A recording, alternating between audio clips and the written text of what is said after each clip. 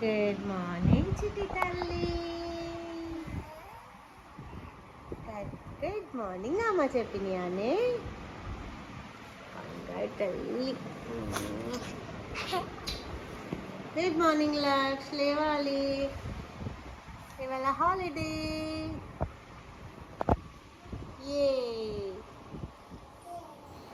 So good morning అందరికీ. మా morning routine start అయిపోయింది. పిల్లలు ఇద్దరు బ్రష్ చేసుకుంటున్నారండి. వాళ్ళ అన్నం చూసి అమ్మగారు నేర్చుకుంటున్నారు ఎలా బ్రష్ చేసుకోవాలి అని. దట్ లుక్స్ సో క్యూట్ కదా. సో వాళ్ళిద్దరూ వాళ్ళ పనులు వాళ్ళు చేసుకుంటుంటే చూడ్డానికి బాగుంటుంది. అండ్ నేను ఈలోపు కిందికి వెళ్ళడానికి కొంచెం నా హెయిర్ అది సెట్ చేసుకుంటున్నాను. ఇలా పడితే అలా వెళ్ళలేం కదండి, కింద ఇన్లాస్ ఉంటారు, అత్తయ్య మామయ్య వాళ్ళు. సో కొంచెం నీట్గా వెళ్ళాలి. అండ్ పిల్లలిద్దరూ బయట ఆడుకుంటున్నారు. సో వీళ్ళని కిందికి వెళ్ళండి రా అంటే వచ్చి బాల్కనీలో ఆడుకుంటున్నారు. మా పొట్టిదైతే అసలు ఈ మధ్య చాలా అల్లరి తయారైంది. ఒక స్కూల్కి వెళ్తుంది కాబట్టి ఇంకెక్కువ అయిపోయింది.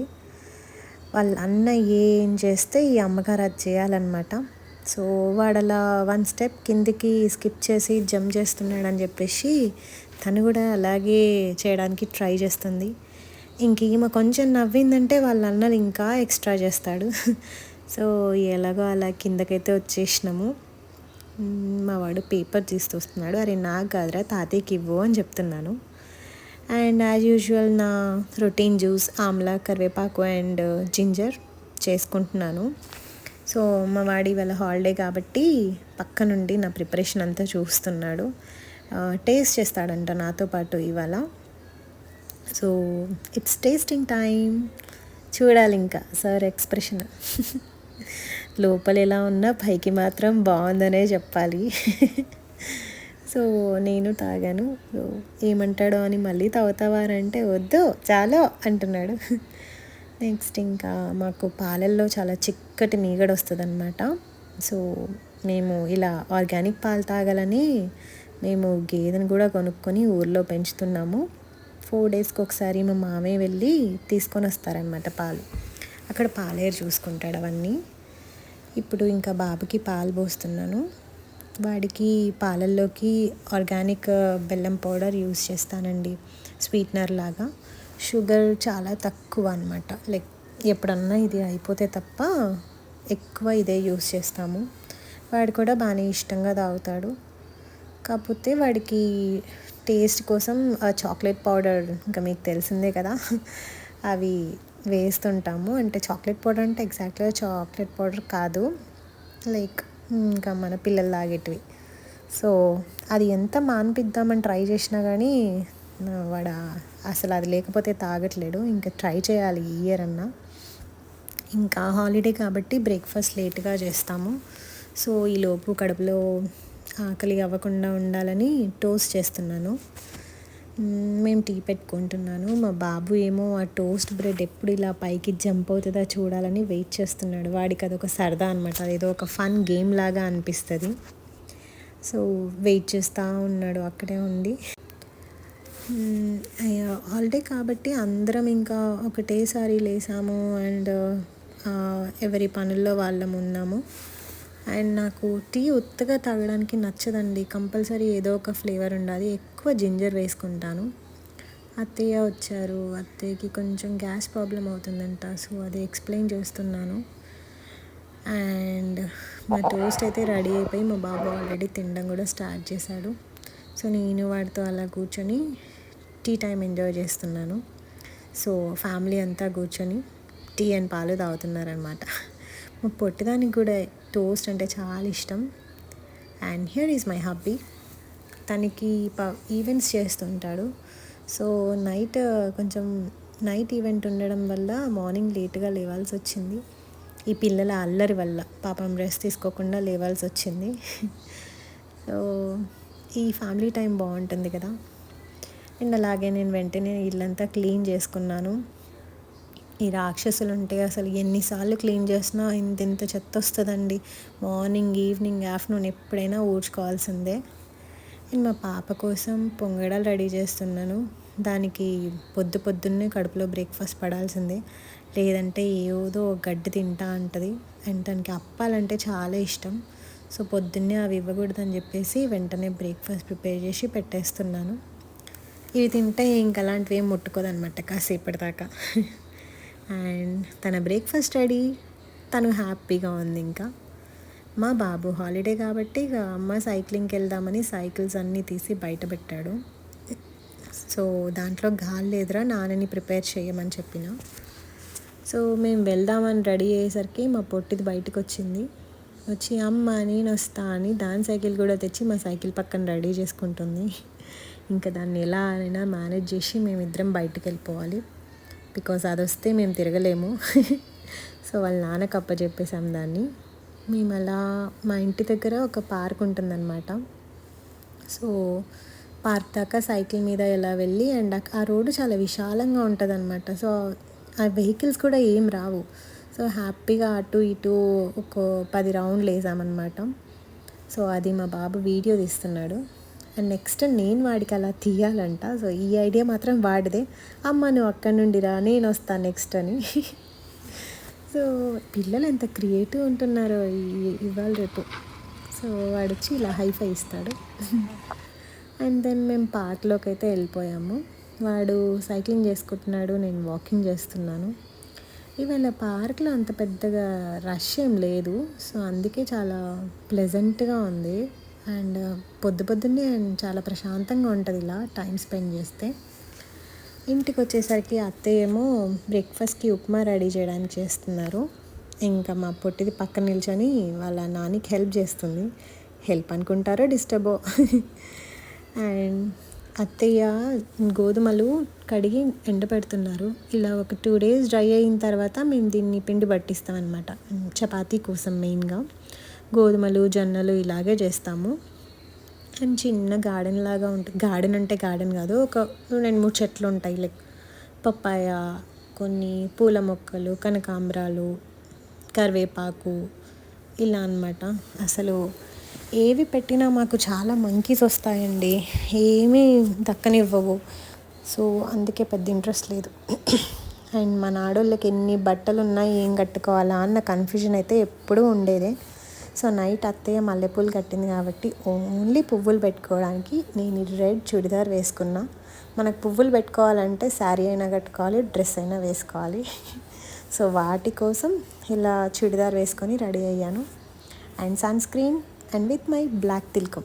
నాకు చాలా ఇష్టం అనమాట బ్లాక్ తిలకం పెట్టుకోవడం. అండ్ హెయిర్ అలా నార్మల్గా పోనీటైల్ వేసేసుకుంటున్నాను, రబ్బర్ బ్యాండ్ పెట్టేసుకొని. సో సింపుల్గా, ఎక్కువ హడావిడి ఏం లేదు. సో అలా పెట్టేసుకుంటున్నాను పోనీటైల్. అల్లుకుందాం అనుకున్నాను కానీ సన్నగా ఈకలాగా ఉంటుంది. సో అందుకే ఇంకా జనరల్గా పోనీటైల్ వేసేసుకున్నాను. అండ్ కిందకు వచ్చి breakfast time. Upma with some అప్పాలు, సకినం, కారప్ప అండ్ చకోడీలు. మా వరంగల్ సైడ్ సకినాలు ఇలా తెల్లగా ఉంటాయి. యాక్చువల్గా మా మమ్మీ వాళ్ళ సైడ్ కారం ఇస్తారు అందులో కూడా. స్టార్టింగ్లో నచ్చకపోయేది, కానీ ఇలా ఇప్పుడు టమాటో పచ్చడితో తింటుంటే మంచిగా అనిపిస్తుంది. మెల్లగా టేస్టులు చేంజ్ అవుతున్నాయి అన్నమాట. సో ఇప్పుడు మా పాపకి స్నానం చేయించిన తర్వాత ఈ హగ్స్ కిసెస్ అయితే మ్యాండేటరీ. అండ్ దాన్ని రెడీ చేసేసాను. ఒక్క ఫోటో దిగవి అంటే మెరుపు తీగలాగా పరిగెడుతుంది.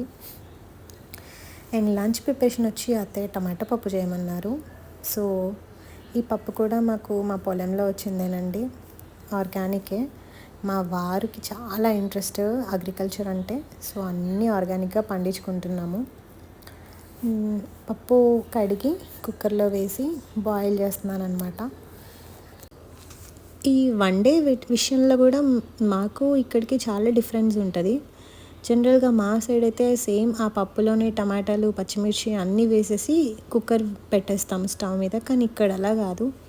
పప్పు ఇలా సపరేట్గా బాయిల్ చేసుకొని మళ్ళీ టమాటో కర్రీ లాగా చేసుకొని అప్పుడు అది రెండు మిక్స్ చేసి మళ్ళీ కుక్ చేయాలన్నమాట. సో కొంచెం లాంగ్ ప్రాసెస్, కానీ ఇలా చేస్తేనే టేస్ట్ ఉంటుంది అంటారు అత్తయ్య. సో అందుకనే ఇంకా ఇక్కడ పద్ధతే ఫాలో అవుతున్నా. సో కుక్కర్ ఆన్ చేసుకొని, స్టవ్ ఆన్ చేసుకొని కుక్కర్ పెట్టేసుకున్నాను. అండ్ టమాటోస్ కూడా కట్ చేసుకొని పెట్టుకున్నాను. సో పప్పుకి కాంబినేషన్ పొటాటో ఫ్రై చేద్దాం అనుకున్నాను, కానీ చూస్తే పొటాటోస్ లేవు. సో ఈలోపు నిన్న మామయ్య ఊరు నుండి తెచ్చిన దొండకాయలు కనిపించినాయి. సో దొండకాయ ఫ్రై కూడా బాగుంటుందని అనిపించింది. సో దొండకాయలు కట్ చేసుకుంటున్నాను. అసలు ఈ వెజిటేబుల్ కట్టర్ వచ్చిన తర్వాత నా లైఫ్ ఎంత ఈజీ అయిందంటే, లైక్ చాలా టైం టేకింగ్ కదా ఈ దొండకాయలు, బెండకాయలు ఇవన్నీ కట్ చేయడం. కానీ ఎంత క్విక్గా అయిపోతుందో వీటితోని, కొంచెం చూసి కట్ చేసుకుంటే. సో ఈజీ అయిపోతుంది. లైక్ 1/2 అవర్ కన్నా ఎక్కువే టైం సేవ్ అవుతుంది ఇవి కట్ చేసి మెల్లగా. అండ్ చేతులకి దొండకాయలు కట్ చేస్తే ఫింగర్స్కి ఏదో అంటినట్టు అనిపిస్తుంది. సో ఆ ప్రాబ్లం ఏమీ ఉండకుండా ఈజీ అయిపోతుంది. నేనేదో ఆడుకుంటున్నా అనుకుంటున్నాడో ఏమో మా బాబు వచ్చాడు నేను చేస్తా అని. వాళ్ళకి ఇదేదో ఫన్ గేమ్ లాగా అనిపిస్తుంది. సో సరేలే అని చెప్పేసి ఛాన్స్ ఇచ్చాను. సో ఇద్దరం కలిసి అలా బెండకాయలు కట్ చేస్తున్నాము. పిల్లల్ని ఇలా మన వర్క్లో ఎంగేజ్ చేసుకుంటే వాళ్ళు బాగా ఎంజాయ్ చేస్తారు. ఈ టీవీలు ఇలా వీటన్నిటికన్నా ఇలాంటివి వాళ్ళకి బాగా నచ్చుతాయి. సో మేమిద్దరం కట్ చేస్తుంటే మా పాప కూడా వచ్చేసింది, మీరిద్దరేనా, నేను కూడా చేస్తాను అని. కానీ వాళ్ళ అన్న దానికి ఛాన్స్ ఇస్తాడా, వాడే టక్కా టక్కా టక్కా అని కట్ చేస్తున్నాడు.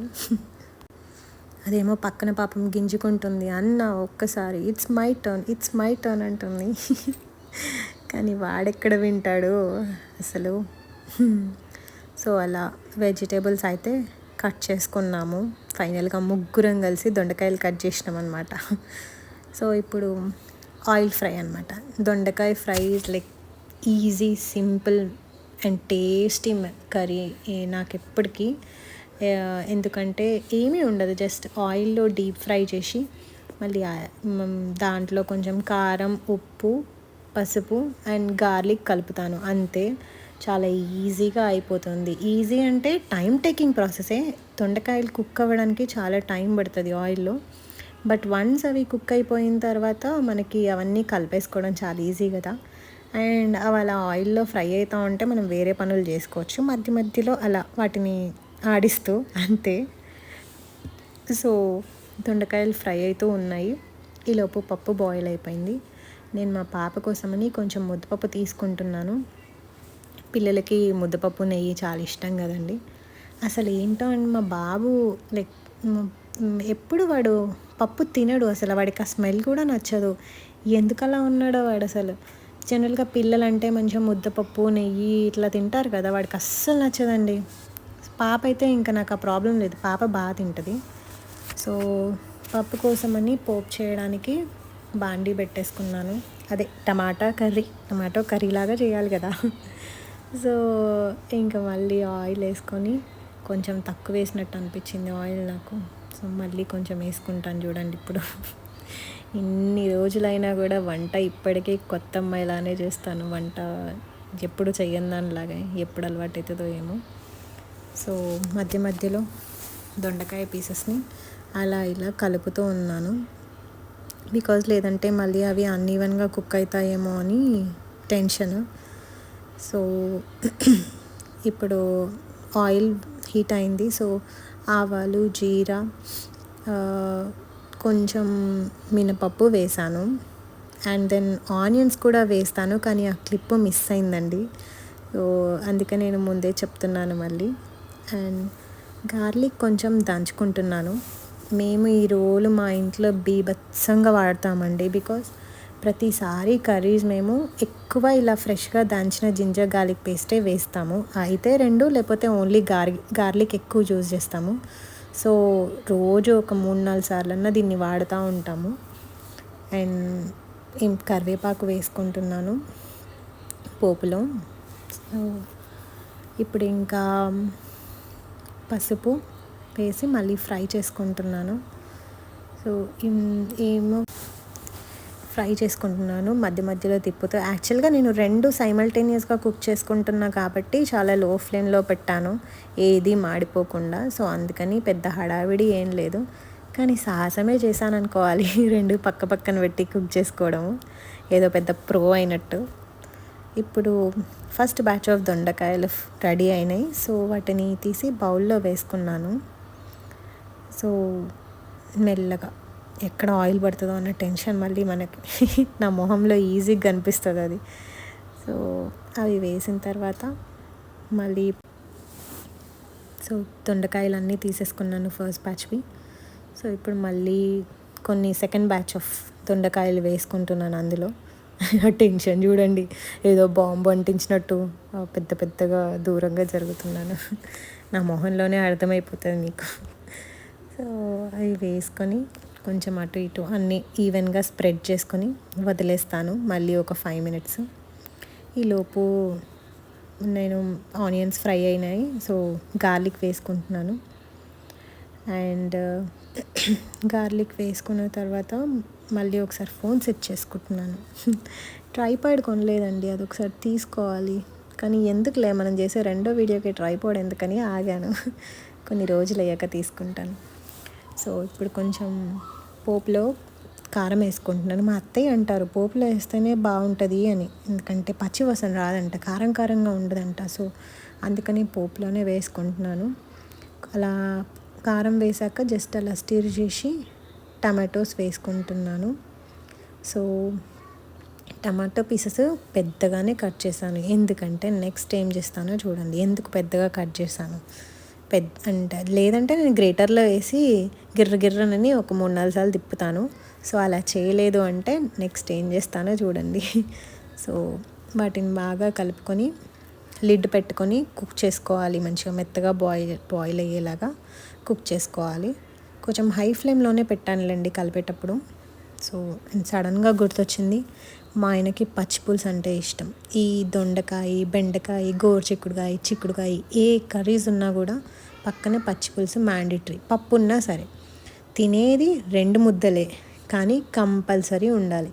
ఏముందిలే అని ఒకవేళ నేను చేయలేదనుకోండి, ఖచ్చితంగా నేను ఏ రోజైతే చేయలేదో ఆ రోజు అడుగుతారు పచ్చి పులుసు లేదా అని.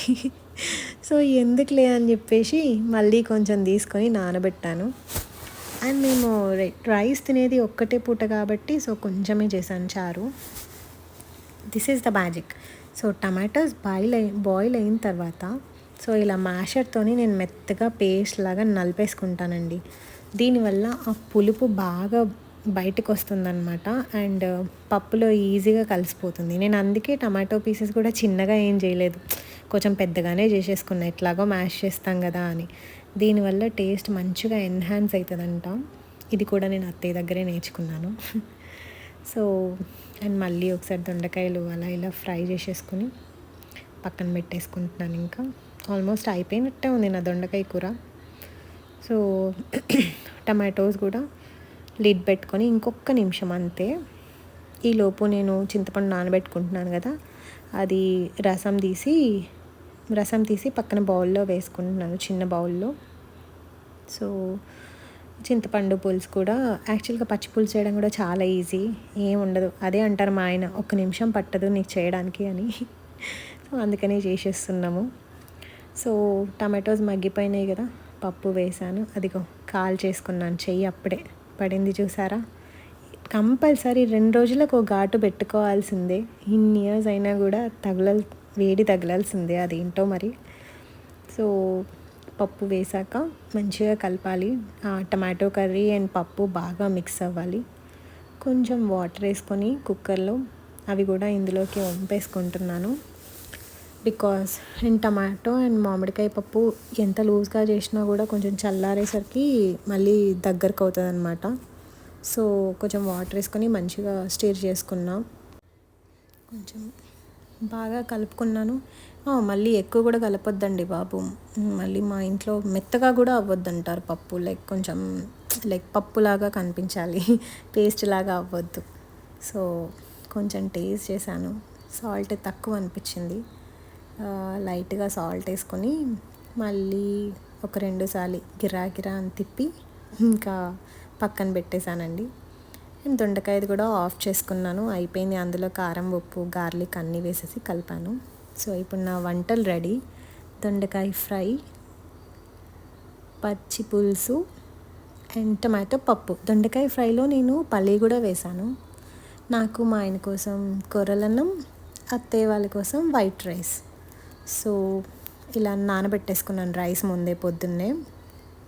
అండ్ నేను కర్రీస్ ఫినిష్ అయిపోయిన తర్వాత స్టవ్ మొత్తం నీట్గా కడిగేసుకుంటానండి. ఎప్పుడైతే కర్రీస్ ప్రిపరేషన్ అయిపోతుందో వెంటనే ఇలా క్లీన్ చేసుకుంటాను.